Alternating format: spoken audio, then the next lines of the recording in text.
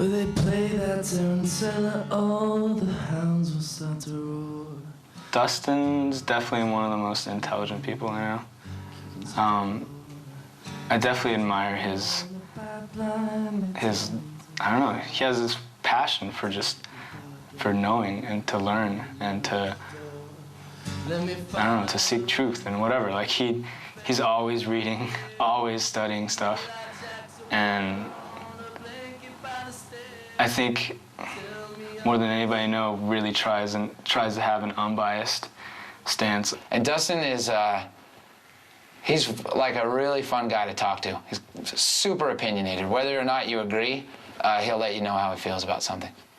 It's such a funny paradox because he was such a very, very, very smart individual, but sometimes the way that he projects himself is just like, hey, I'm Dustin, and it's like, it's so awesome because a lot of people sometimes see that and kind of write it off in a way, like, oh, what is this guy doing? He doesn't have no idea what he's talking about.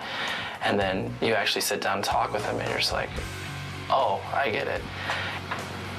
Dustin, when he first started the band, I mean, he really had this passion for making people think and used music to do that.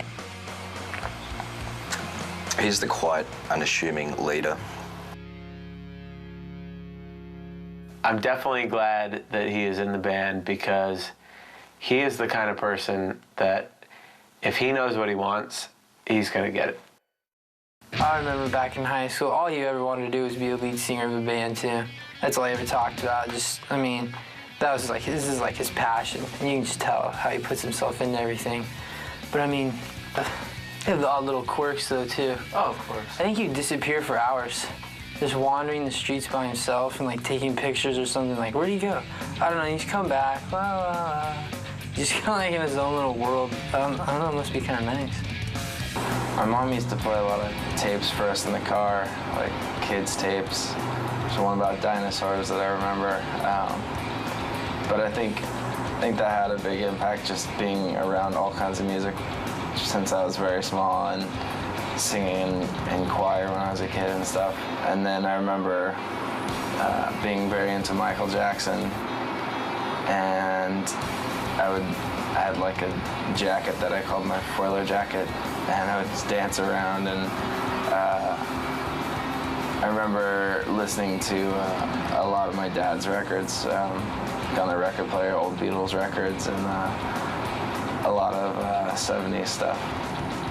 I started playing guitar probably in 7th grade and never really took it too seriously. I always just played what I wanted to play and then practice what I was supposed to. I guess something that I miss about shows was when they were smaller was being able to, after we played, just kind of hang out and have some really cool conversations with people, just hanging out and talking about music, talking about whatever, and it wasn't as hectic, and it got to the point where you can't really have those kind of conversations if I'm hanging out after a show because there's too many people, and I end up only being able to have a ton of really short conversations or just being able to sign my name on someone's piece of paper, which to me is missing a chance for a connection and a learning on both parties.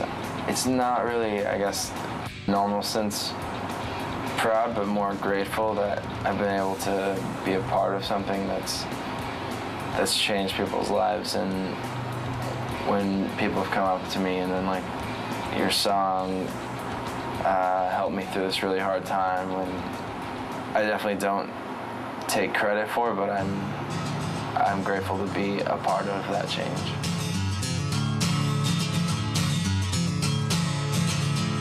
You once a sweet little girl, so innocent and pure. Your eyes were open and sure, and you wanted to look right in. I think from the beginning,